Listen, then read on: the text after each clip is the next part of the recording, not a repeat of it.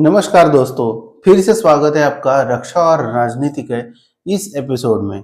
तो ये दूसरा एपिसोड है हमारे चैनल का। दोस्तों, इस दूसरे एपिसोड में आपका बहुत बहुत स्वागत है।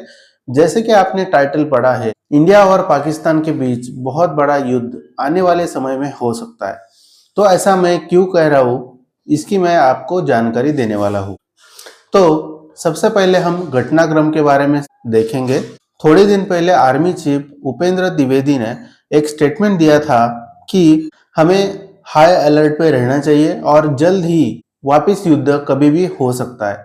यह बहुत ही बड़ा स्टेटमेंट आर्मी चीफ ने दिया था। उसके बाद आर्मी चीफ एपी सिंह ने एक कार्यक्रम के दौरान कहा था कि ऑपरेशन सिंदूर के अंदर हमने पाकिस्तान के 5 फाइटर जेट्स और एक बड़ा एयरक्राफ्ट मार गया था, और जो बड़ा एयरक्राफ्ट मार गया था उसमें एवैक्स और इलिंट, इन दोनों में से कोई भी हो सकता है। तो एक शॉर्ट वीडियो आपके साथ शेयर किया था, उसमें मैंने ये बात बताई थी आपको। और थोड़े ही दिन पहले मोदी जी ने पब्लिकली बताया था कि ऑपरेशन सिंदूर में सीज फायर होने के बाद नेवी चीफ से उन्होंने बात की और कहा कि दोस्तों, ऑपरेशन सिंदूर के अंदर इंडियन नेवी पूरी तरह तैयार थी कराची पोर्ट पे हमला करने के लिए, लेकिन इंडिया और पाकिस्तान के बीच सीज फायर हो गया और इंडियन नेवी को ये मौका नहीं मिला कि वो कराची पोर्ट पे हमला कर सके। तो यही वजह थी कि पीएम मोदी नेवी चीफ से ये कह रहे थे कि आपके मुंह से हमने निवाला छीन लिया, लेकिन बहुत ही जल्द आपको वापस मौका देंगे। दोस्तों, आपको इंडियन नेवी के बारे में थोड़ी जानकारी दे दूं। इंडियन नेवी में जो डिस्ट्रॉयर्स है, फ्रिगेट्स है और कार्वेट्स है, उनके अंदर कम से कम 8 ब्रह्मोस मिसाइल की तैनाती है। सोचो, इंडियन एयरफोर्स ने ऑपरेशन सिंदूर के अंदर लगभग 12 से 15 ब्रह्मोस मिसाइल का इस्तेमाल किया था, और नेवी के पास तो ब्रह्मोस मिसाइल का जखीरा है। तो सोचो, नेवी ऑपरेशन सिंदूर के अंदर क्या कर सकती थी, लेकिन उनको चांस नहीं मिला। हो सकता है कि जैसे मैं कह रहा हूँ कि आने वाले दिनों में कुछ हो सकता है फिर से इंडिया और पाकिस्तान के बीच, तो उस समय शायद नेवी अपना बहुत बड़ा रोल अदा कर सकती है। इसका अर्थ है कि जैसे ही भारत सरकार कंटिन्यूअसली ये बोलती जा रही है कि ऑपरेशन सिंदूर अभी तक रुका नहीं है, अभी तक ऑपरेशन सिंदूर जारी है।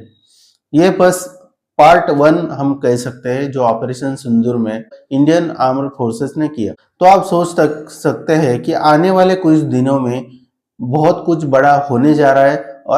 और एक बड़ी खबर आ रही है दोस्तों कि अगस्त 11 से लेके 12 अगस्त तक इंडिया और पाकिस्तान अपने अपने नेवी एरिया में ड्रिल करने वाले। तो सोचो, एक ही समय पर दोनों देश जो अभी छोटे युद्ध में शामिल थे, अभी देखो ज्यादा समय भी नहीं हुआ है इंडिया और पाकिस्तान के बीच सीज फायर होके, और सेम टाइम में सेम ड्यूरेशन के अंदर दोनों भी देश नेवी ड्रिल कर रहे हैं। तो ये सारे संकेत क्या बताते हैं। और ऊपर से अमेरिका जो है टेरिफ की बात कर रहे हैं। टेरिफ की वजह से दुनिया में हाहाकार मचाने की उनकी पूरी कोशिश रही है, और इंडिया में तो बहुत दबाव वो बना रहे।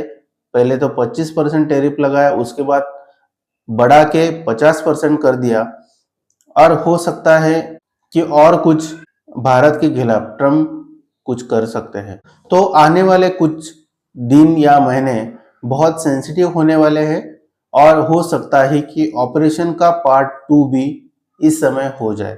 और अगर पाकिस्तान की हम बात करें तो पाकिस्तान कभी भी सुधरने वाला देश नहीं है।